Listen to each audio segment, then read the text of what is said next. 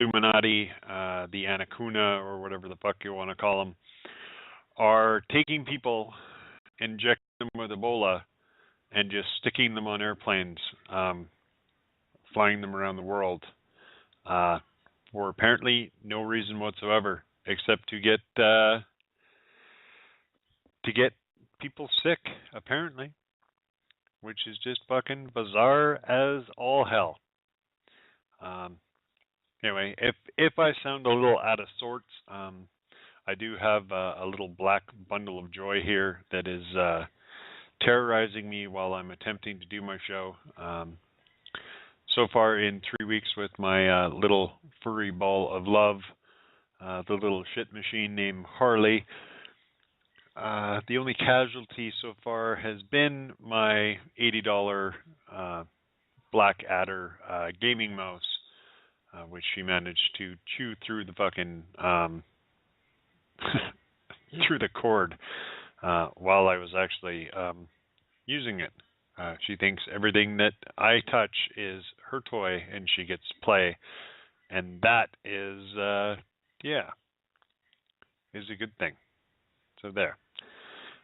We've got not very many people here this evening, but that's okay. This was supposed to be a 1-hour show this evening, but yeah, Mr. Rebel decided to take his woman out tonight, so he's like, yeah, I'm not going to do a show.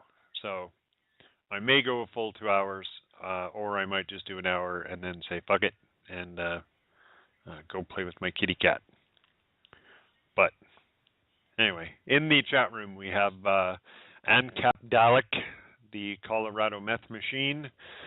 We have my brother from up north, the host of The View Up Here, Mr. Canadian Glenn.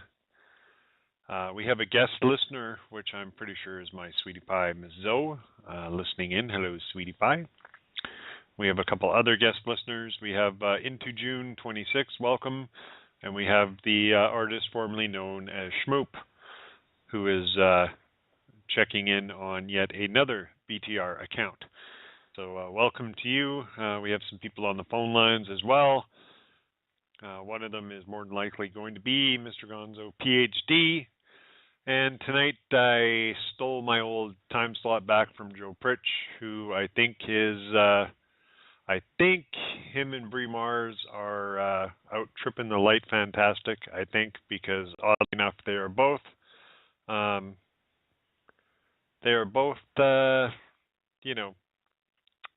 not here this weekend.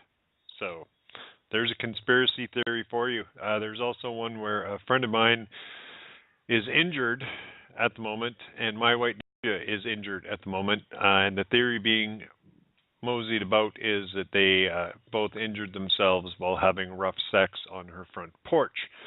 So much for being a nimble ninja. Just saying.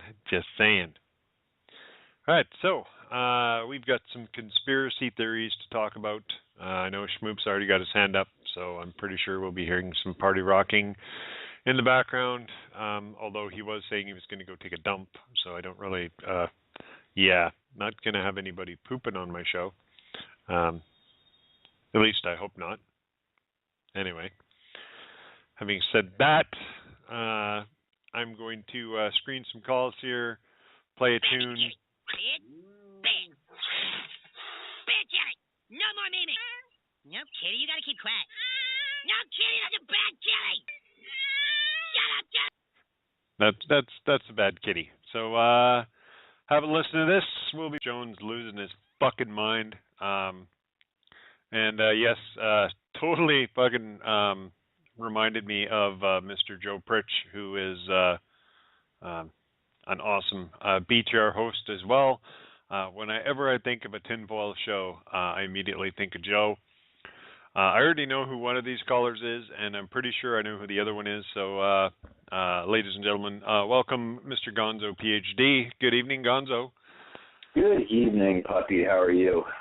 I'm well, sir. I'm well. Exceptional. I must first note that you gave your cat a mouse to play with, and you were surprised at the results. Yeah, well, the mouse I gave her to play with cost me 99 cents and is full of catnip. Not pre-programmed with an additional 16 keys for pre-programming that now doesn't do any of it. I suggest in the future a Bluetooth mouse because it's got no tail. Yeah, no, that is very, very true. I'm definitely going to be investing in wireless for when I replace it because I like my games a lot. Joe Pritch is in a treatment center for his latent homosexuality. He didn't want anyone to know, but since we're having a conspiracy theory show, I just thought I'd throw it out there. Hopefully he can be cured. I'm not really sure if Brie Mars figures into the equation or not, or if he's just at one of those Chippendale shows. It could be anything at this point. Maybe Brie Mars is actually Brendan Mars. Yes, or Brent, or Bentley. Yeah, and she's got a nice little surprise waiting for Joe this weekend that he does not know about. Maybe he does know. Yeah. He does know about it. You know, not that there's anything wrong with that. No, that is very true. I have lots of friends who love who they love and are the way they are, and I'm not one to use the term, you are as God made you, but if the shoe fits, some people think it's fabulous. So. I would also like to dispel the rumor that even though I have been down with a herniated disc for the past week, my white ninja and myself did not manage to mutually injure each other while having rough sex and falling off her front porch. So, you keep telling yourself that. I'm sure the internet will fucking will eventually leave that rumor alone. But I'm just hoping it doesn't come up on Google. Yeah. Yeah. Well, that would be rather interesting to see Google Maps Street View snapshot of a tiny white ninja getting fucked off a stair.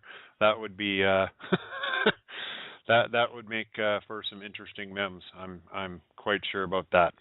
All you could hear was ow. In theory, all you could hear was ow, ow, ow, the Barrett Brown theme echoing through the neighborhood, and then the screams of an ambulance and the smell of icy hot. Ouch.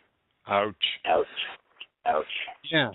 So, I think I'm going to go get exposed to Ebola, and then go jump on a fucking airplane, while I've been told to monitor my health for the next 21 days.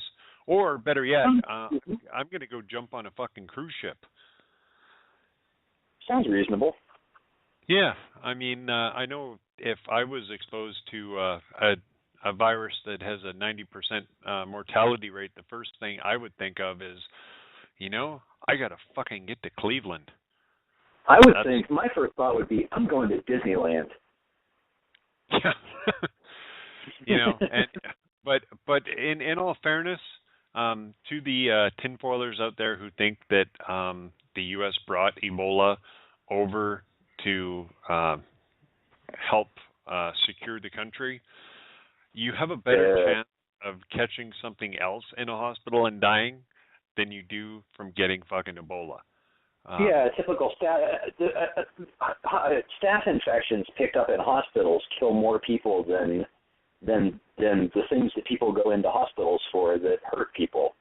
I personally know of people that went into the hospital for something that normally you should just go in and walk out, and were in for 2 or 3 days, picked up a staph infection, and then just fucking died. So that's wholly unexpected, but in all likelihood, you have a better chance of catching a staph infection in the hospital and dying from a staph infection unrelated to your present condition.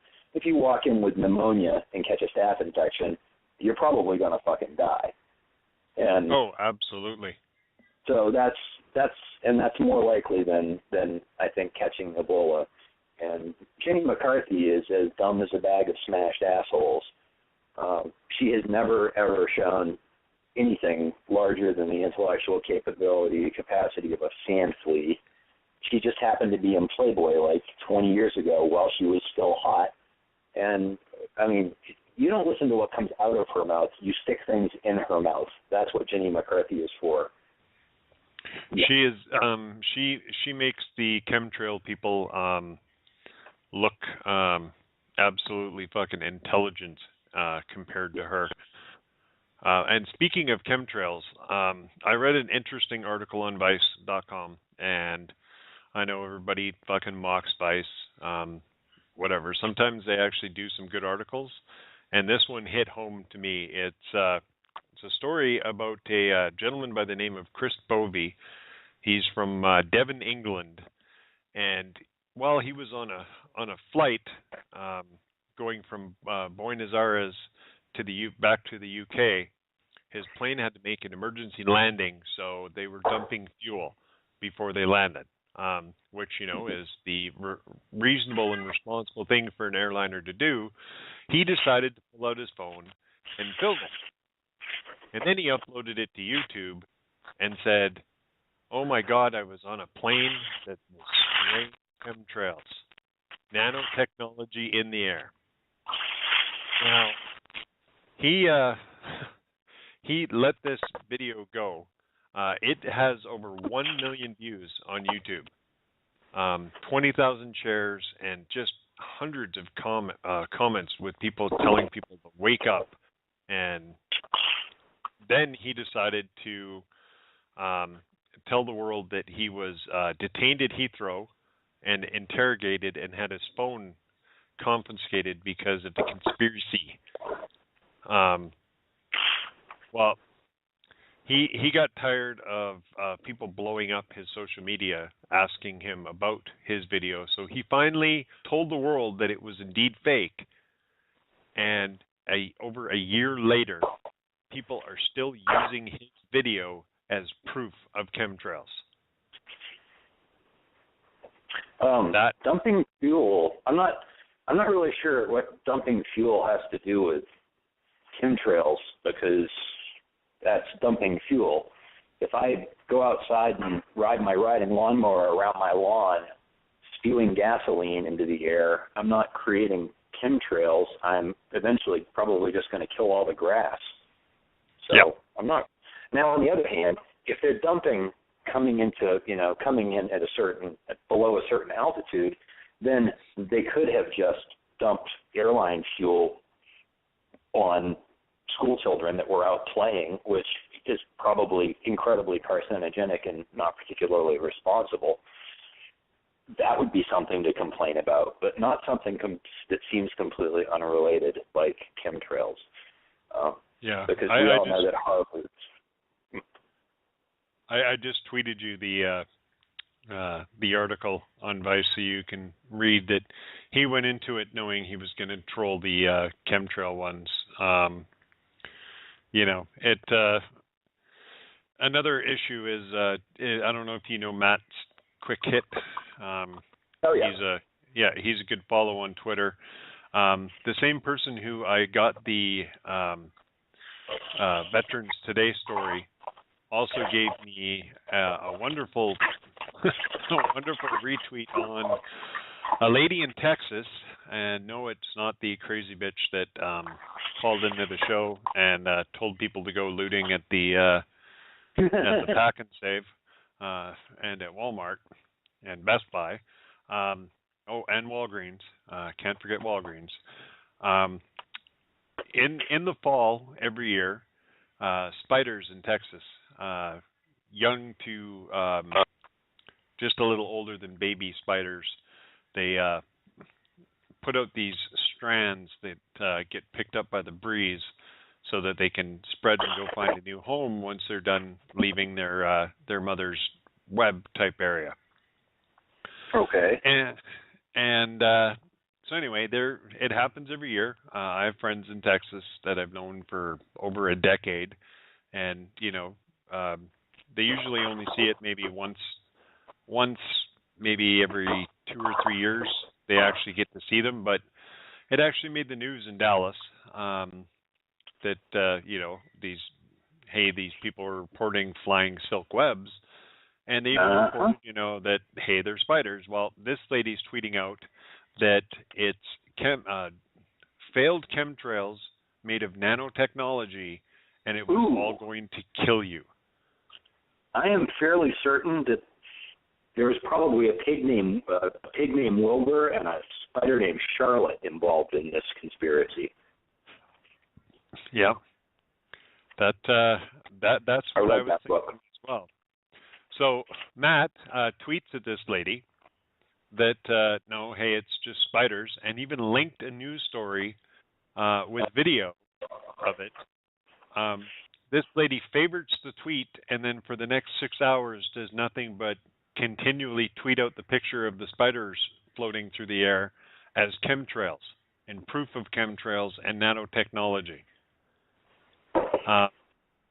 So I don't know what it is. I will say that the greatest invention in the last 50 years has to be the internet, because of all the information it puts out there that people. She's going to be truly, puppy. She's going to be really disturbed with Android and Apple's NFC, the near field technology.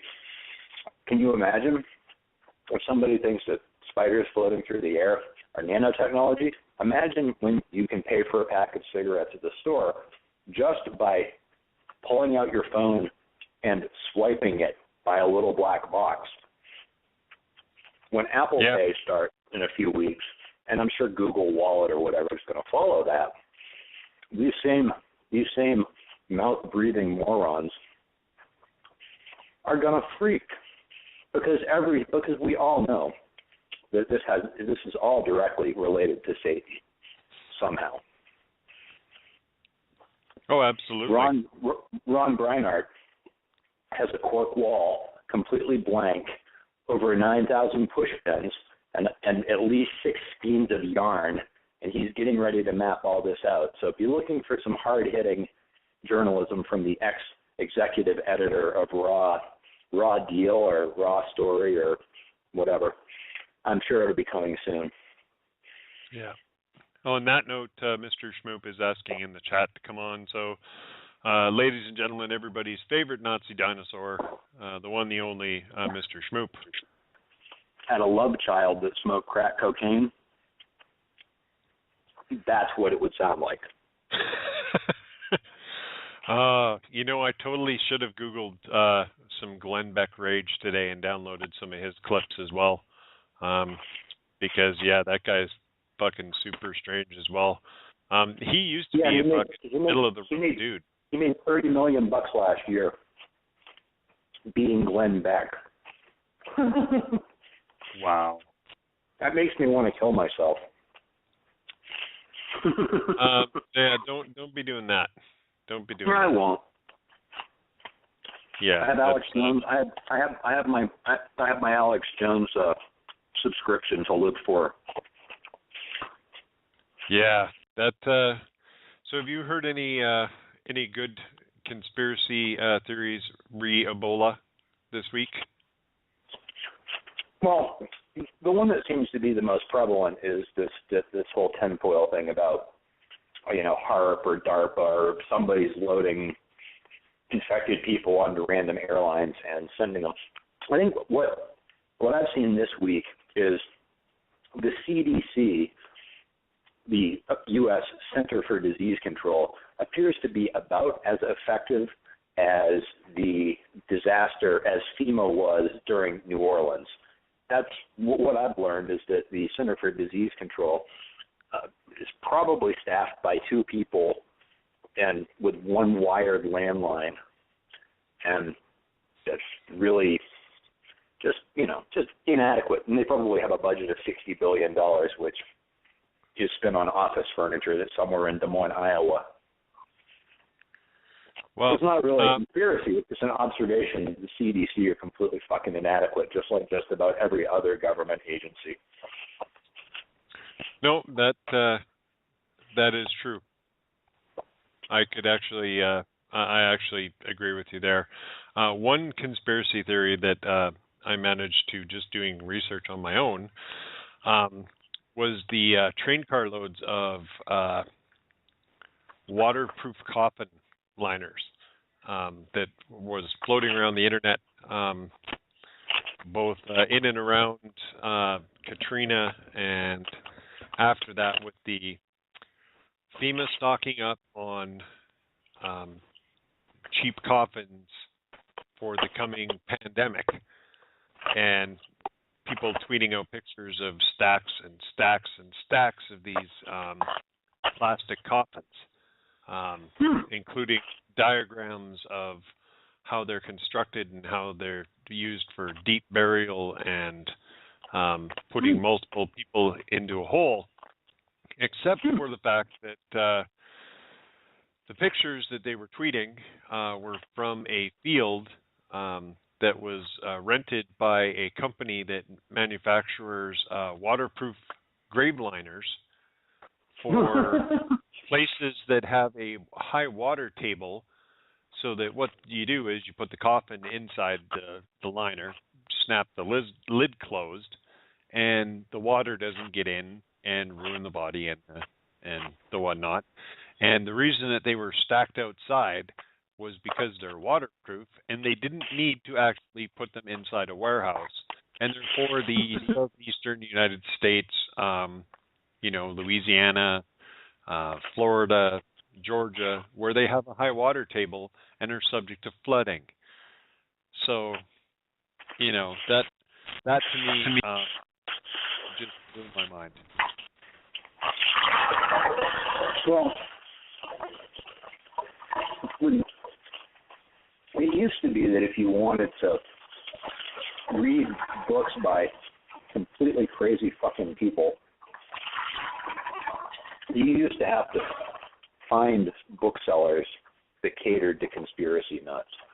And now with the internet, there isn't anything that the craziest theory you could possibly make up, there's probably somebody that's already come up with some variant of that. I've started a website talking about it. It amazes me the propensity for people's imagination to run away from reality.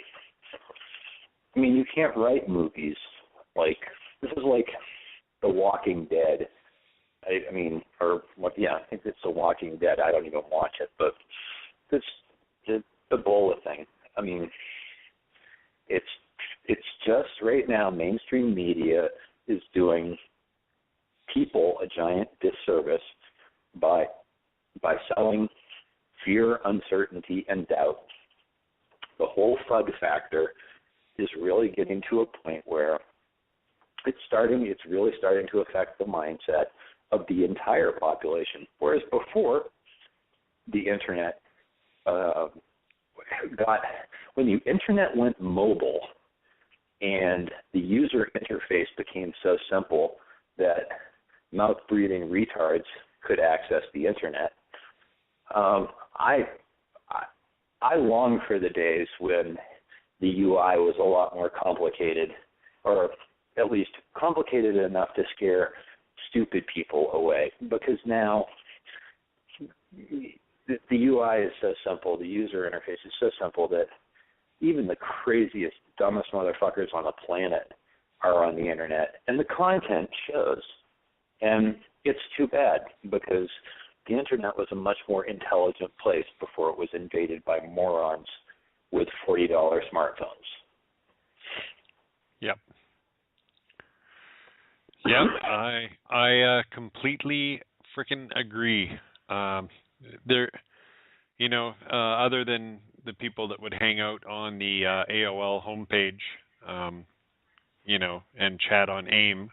Not that there was anything wrong with chatting on AIM back in the day, but once people figured out that, hey, you can actually go places other than fucking excite.com and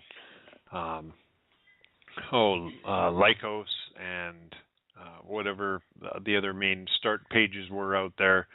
And as soon as people realized that, hey, I could write a blog post and people would come read it, people are taking those blog posts as factual information, which now, completely blows my fucking mind. And it's interesting that any random Tumblr, if you see it in print, it must be true, which leads me back to too many fucking morons have easy access to the internet. It's amazing that it's not amazing that they can use, say, Apple's UI to access the internet. It is amazing that they can formulate complete sentences and make these blog posts, and that they can read others and comment on them. I guess that says that our education system has improved somewhat, because if even the dumbest people can post completely inane shit, then I mean we have at least illiteracy is not a problem. It's just sanity and logic seem to have taken a bath. Although I've seen plenty of poor spelling on blogs. It's just a sad state of affairs right now, I think, with the way things are. And I think probably what should be done with the internet is it should be burned down, and something else should be built that's password protected, and you have to prove that you're at least competent in order to use it. I have a different thing to bring into the mix here. Did you read about James Comey from the FBI and his little talk about encryption, and that encryption without backdoors is inherently evil? And when asked to describe what a front door would be, he said he was not technologically qualified to talk about front doors. In other words, he never should have been actually talking about encryption. All he really knows is that he's locked out of something that he can't get into, and that makes him angry. Because now he could get into these things with a court order, but God forbid you should have to go through legal process to spy. When you could just they could just openly spy on people in a clandestine manner. Now it's going to be a little bit more difficult. Now you're actually going to have to go through actual legal channels, and you're going to have to do things legally to spy on people instead of being able to spy on having carte blanche. And he's quite butthurt that Apple has rolled out this encryption, which is not unbreakable.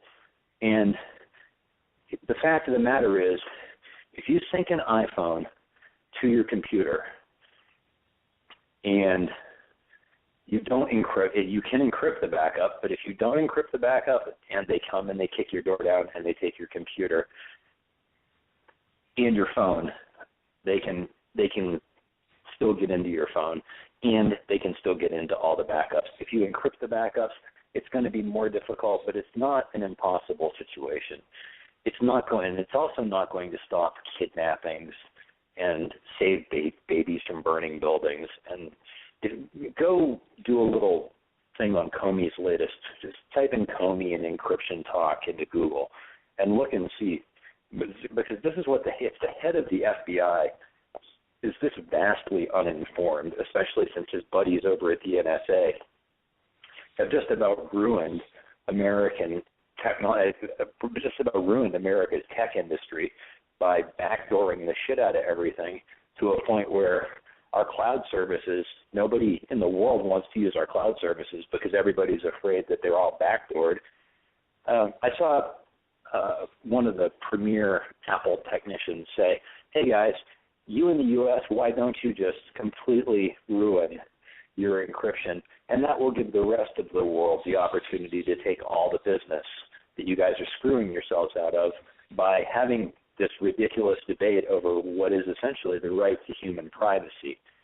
Comey sort of putting it out there more or less that we all have the potential to be criminals. It's like what's that Tom Cruise movie, Vanilla Sky or whatever. It's the thought crime. It's you're guilty of a crime before you even because you thought about it, or before you could even think about it. We want the ability to see if maybe someday you'd commit it, which is an egregious misuse and of technology to think that you can get ahead of people and predetermine what they might be doing by inherently spying on every aspect of their life. It's ridiculous. It's unconstitutional, and it's nuts. When you go read the transcript of the talk, you're going to think to yourself, how the hell did this guy get this job, and why would anyone have sent him to this college to have this conversation without having a cryptology expert standing right beside him to make sure they answer the questions that he can't? Because it was incredibly, if I was him, I would have walked away incredibly humiliated, because all he did was make a stronger case that we really need encryption, because the head of the FBI really seems to want to be in everybody's business when it's none of his damn business. Yeah, well, I will say that you know I'm not an Apple fan. You know I don't like their business model, how they do things. But when the only thing I was happy about is their latest advances was the fact that they were encrypting the shit out of everything and weren't giving the FBI access, and said they would no longer, without a warrant, unlock phones for them. Well, no. Actually, even with a warrant, they no longer hold. This is what's making them the law enforcement so butt mad. With a warrant and your phone, if they don't have the computer that your phone is synced to, they cannot possibly get into your phone. With a supercomputer, it could take years if you're using a long, involved passphrase to get into your iPhone. So, and Apple had a back door, but they just, with the iOS 8, they just removed the back door, and now they're not honoring any request because they simply cannot open the device. So it's actually a lot stronger than you thought, but it is not in any way, shape, or form ironclad in the least. And iMessage, for instance, is inadvertently the iMessages, which they're upset about because it encrypts end-to-end as it's being sent. So man in the middle is somewhere between very complicated and impossible. Those messages are still stored in the phone, and even after they're deleted, without a proper third-party program to go in and clean that mess up and overwrite it, and those programs do exist. However, your old iMessages that you thought are deleted on your phone are still taking up space on your drive, and if your phone is opened, even though you don't think they're there, they actually still are, because I have iPhone forensic software, and I have gone into iPhones and pulled old messages that people deleted up to 3 years ago. So, and that hasn't changed. With iOS 8, that hasn't changed. The phone is still retaining deleted text messages. I just got an Android phone, as you may or may not have read on my feed, and it does have a encrypt the whole frigging phone option, which is going to be a default with the new Lollipop operating system that's coming out. But right now with KitKat 4.4, it's just an option. Obviously, it's an option that takes about an hour and a half to do. And I'm really not, Shadow would be the guy to tell you how good this option in KitKat really is or isn't, not me. But again, it's about to become default. Google's about to default to it. Apple's already defaulted to it. This is not going to make law enforcement's job harder, but maybe 1/10 of 1% of the time. It probably isn't ever going to stop an airplane from crashing into a building, because you can always waterboard the guy that owns the iPhone and get him to tell you what you want him to tell you before anything bad really happens, because that's the way things really are. And, you know, it's a fantasy to think that if there's only 6 hours left before some sort of cataclysmic international terrorist event is going to happen, that we're not going to hook somebody's testicles up to a car battery and start asking them questions. That's just going to happen. And that's in just about every country in the world, because If it's one dumb terrorist versus the possible lives of thousands of people, then human rights, whatever. You can kind of safely put those aside for a minute, and sometimes you have to do things for the greater good. I don't advocate torture. I just think that I do believe that there is a greater good out there, and that sometimes bad things have to happen so that worse things are averted.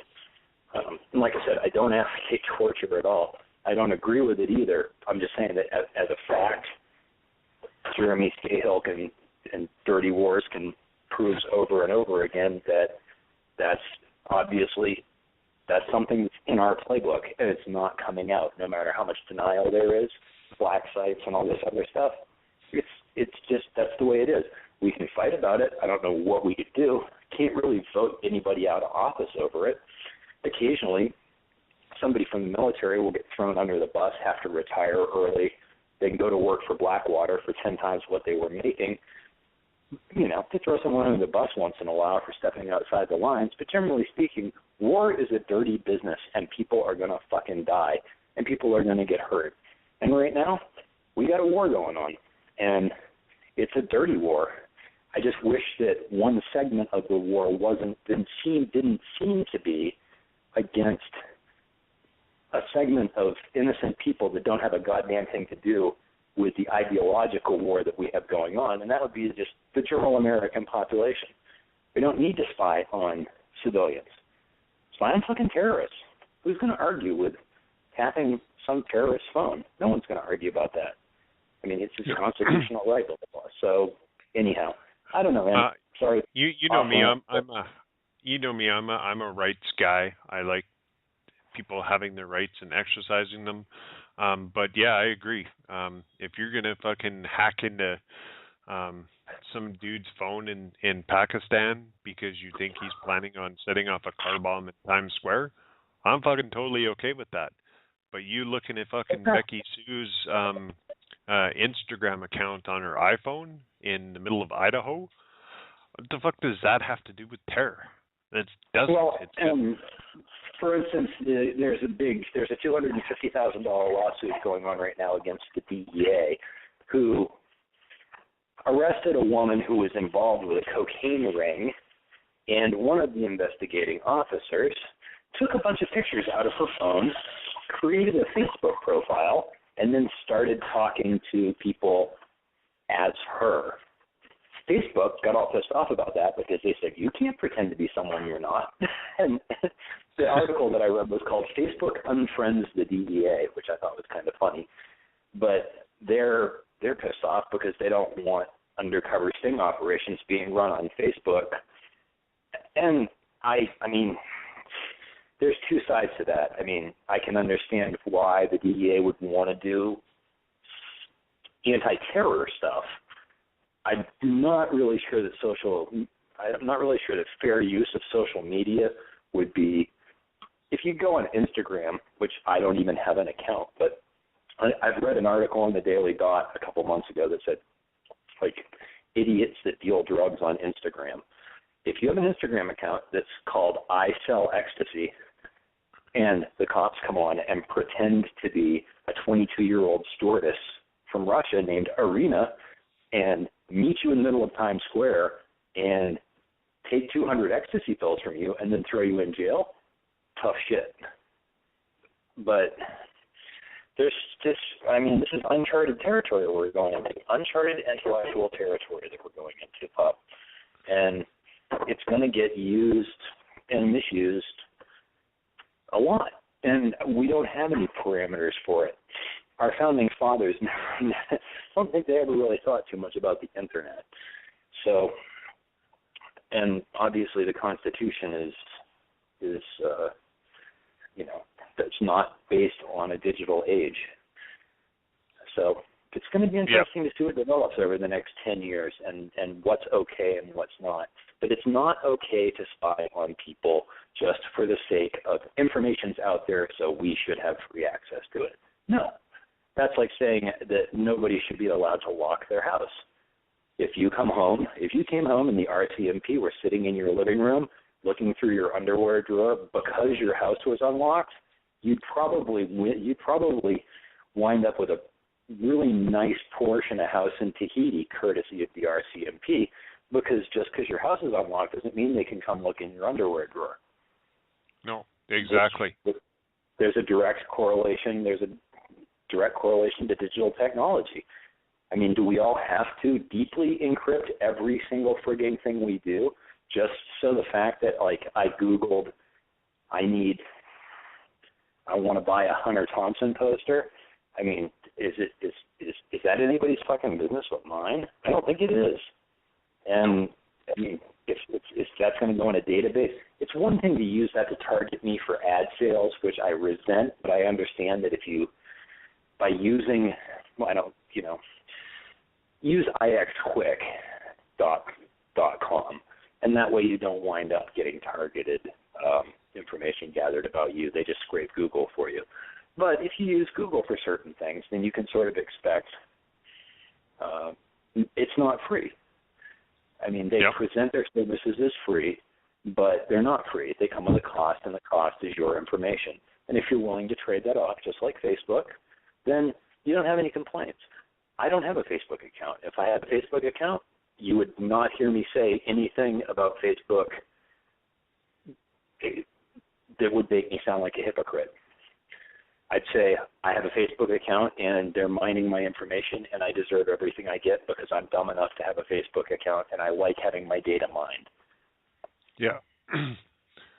No, I agree. But I am going to say, hey, let's take a 4-minute break for some 5-figure death punch. I've got people with their hands up, so yeah. So I'm going to throw you on hold. We're going to hear Lift Me Up by 5-Figure Death Punch, and we'll be back. Radio Free Rover on